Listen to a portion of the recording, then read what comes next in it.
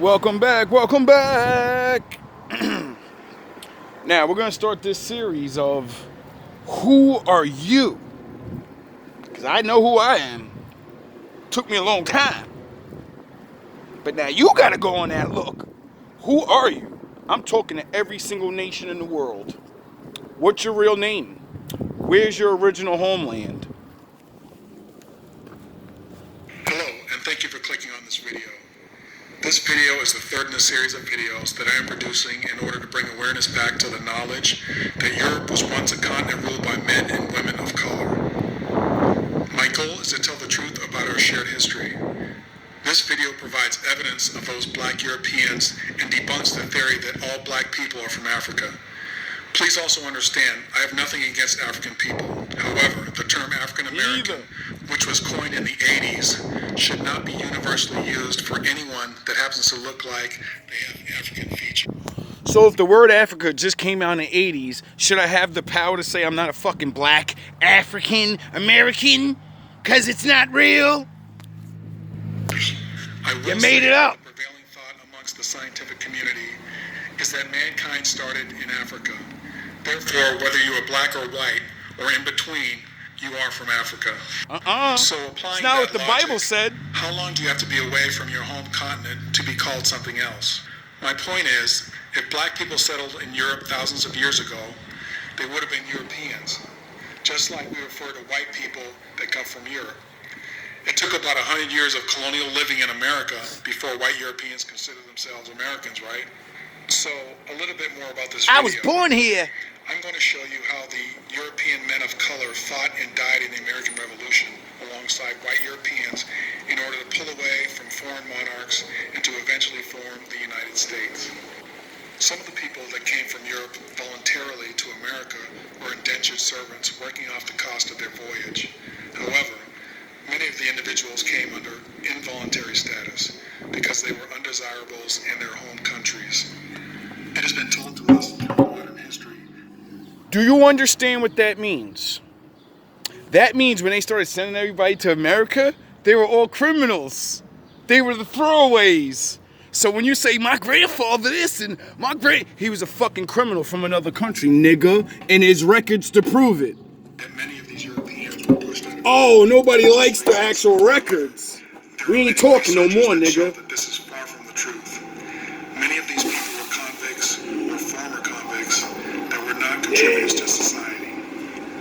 There were also king's many back. political prisoners who opposed the monarchical rule where power was passed through heredity, and if you were not of the royal or noble class, you would never attain any real wealth or privilege.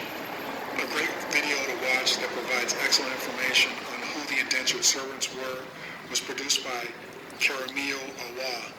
The video is on YouTube and it's called Part 3, White Servitude and Free Negro Masters, the Invention of the White Race / Indentured Servitude. All right, everyone, so now we're going to get into a short essay written by getting Benjamin deep. Franklin. And before I read that essay, I'm going to do a little short history on him. All right, so young Ben Franklin was a poor boy, son of a white Englishman named Josiah Franklin, a candlestick maker, and Abiah Folger, former indentured servant. Son of a light As bringer. a 17-year-old indentured servant in Boston, he ran away from his master. His father indentured or bound him to his brother James Franklin, who owned a newspaper, the New England Courant. After his brother James was forced to give up that business because he offended the local politicians in Boston, he gave up ownership to Ben, who changed the name of the newspaper to the Pennsylvania Gazette. This newspaper gave him a powerful voice and brought him considerable wealth. Franklin is credited as one of the crafters and signers of the Declaration of Independence. You can find out a lot taking more shit information about any Ben way they Franklin can. that you didn't get in school from a YouTube video called The Truth About Ben Franklin, Runaway Indentured Servant, the History You Were Never Told. Oh, And gotta I'll look link that that up. at the end of the video. The American educational system often touts and glamorizes versions of history rather than providing the whole truth and letting the student decide what kind of person the historical figure was. Unfortunately, critical thinking and analyzation is not prized in our K-12 educational system. And by the time you get to the college level, you are only provided carefully selected text and information. Not until you take your own initiative. And that's why my father kept me from all of that and said, stay the fuck by yourself. Go on that phone that can look up anything in the world and let me guide you to the truth. Because they're going to lie to you. And your dumb ass is going to believe it. You don't know anything else. To discover all the information. But it's right there. Now you can have an informed opinion. Right, so right now I'm going to go ahead and read that essay. And this is Ben Franklin's own words. In 1751, Franklin penned an essay expressing his annoyance at the influx of swarthy Europeans into North America, especially the Germans. And that essay goes on to read, "Why should the Palatine Boers be suffered to swarm into the settlements and, by herding together, establish their language and manners to the exclusion of ours? Why should Pennsylvania, founded by the English, become a colony of aliens who will shortly be so numerous as to Germanize us instead of our Anglifying them, and will never adopt our language or customs any more than they can acquire our complexion?" Which leads me to add one remark, that the number of purely white people in the world is proportionally very small.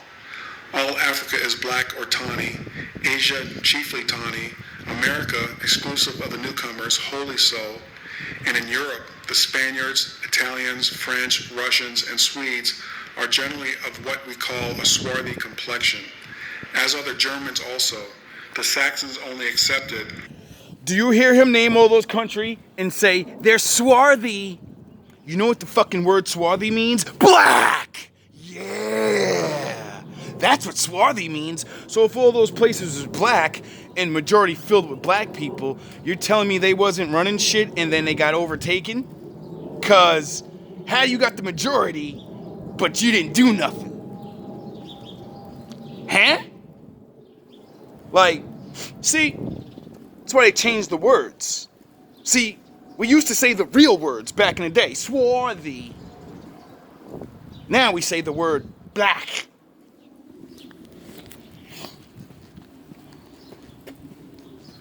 See, I knew what the word swarthy meant because my father made me love Captain Jack Sparrow, the pirate, and swarthy is from that time. So they used that word a lot, and I used to hear it, and I said, what the fuck does that mean? That sounds smooth. And then I learned it means me. Who, with the English, make up the principal body of white people on the face of the earth. I would wish their numbers were increased, and while we are, as I may call it, scouring our planet by clearing the America of woods, and so making the side of our globe reflect a brighter light in the eyes of inhabitants of Mars or Venus, why should we, in the sight of superior beings, darken its people? Why increase the sons of Africa by planting them in America, where we have so fair an opportunity, by excluding all blacks and tawnies, of increasing the lovely white and red? But perhaps I am partial to the complexion of my country, for such kind of... See, my father makes me very smart. If this guy says we want to increase the white and the red man, well, we know the red man's the Indians, right? I thought you were here and they slaughtered all of you. How do they have to increase you if you're already here? And decrease me? Partiality is natural to mankind. Because I was here first. And I got this portion of Ben Franklin's essay from the Washington Post, April 28th, 2015. Also, if you'd like to Google this essay, it's very easy to find. Do it! Okay, so now that I've read you the essay, I mean nothing. let's go ahead and Look it up. This partial essay. So, in the first part of this essay, you can see that Franklin talks about the Palatine Boers. And for those of you who don't know who the Palatine Boers were, they were mostly German farmers from the middle German Rhine region. According to Wikipedia.com, towards the end of the 17th century, their region was invaded by the French for religious reasons. Approximately 13,000 German Palatines fled Germany and immigrated to England. See, this is why I gotta do some shit where I can go live, because this nigga 6 minutes in, we 13.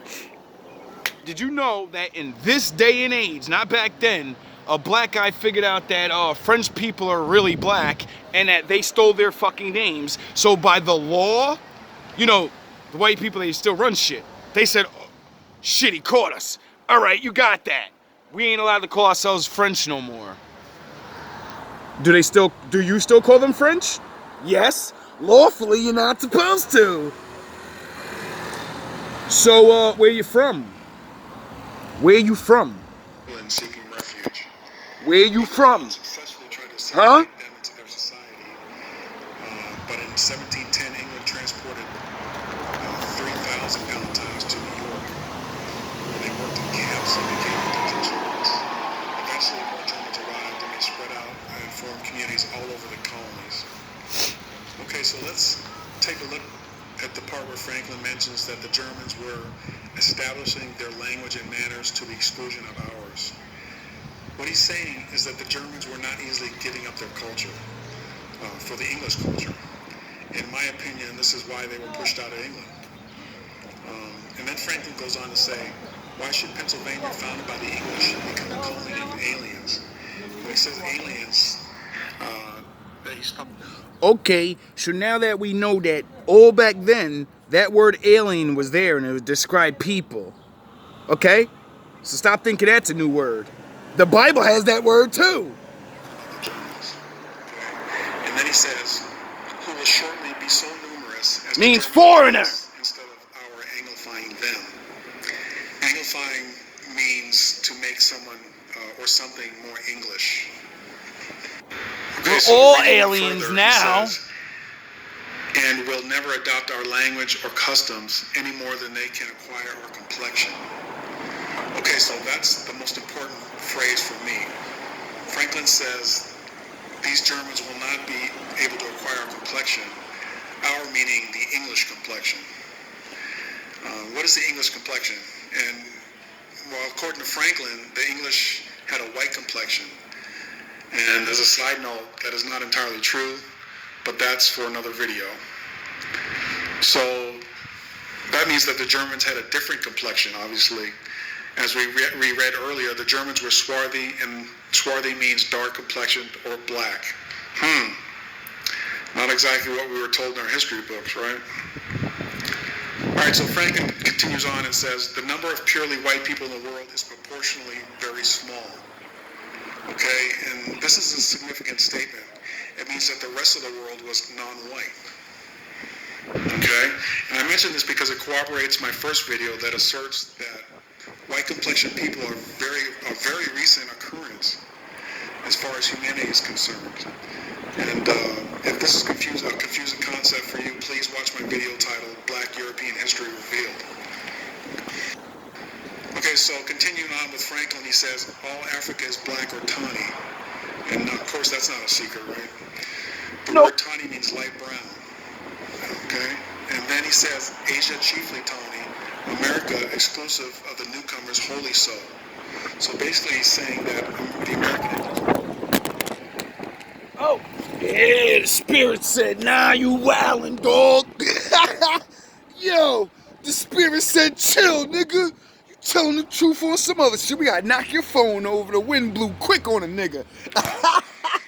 You gonna get this work, nigga. You ain't never gonna stop it. You gonna get this work. Then he says, and in Europe, the Spaniards, Italians, French, Russians, and Swedes are generally what we call a swarthy complexion, as are the Germans also, the Saxons only excepted. Okay, so again, not what we knew or had been taught about Europe, right? I mean, this is probably new to your ears. Okay, and note that Franklin says these Europeans are swarthy, which means dark or black complexioned. He doesn't say they are tawny. He says they are swarthy, okay? So they're not light brown, they're black. All right? So these are definitely black people, and Franklin's not mincing words here. So this is the point of my video. Most of Europe was black at the time. Now I know this is hard for many people to swallow, but that doesn't make it not true. Exactly. It's just been omitted and hidden, in my opinion. All right, we on exactly 11 minutes. This dude's video is an hour and 14 minutes, and he just went through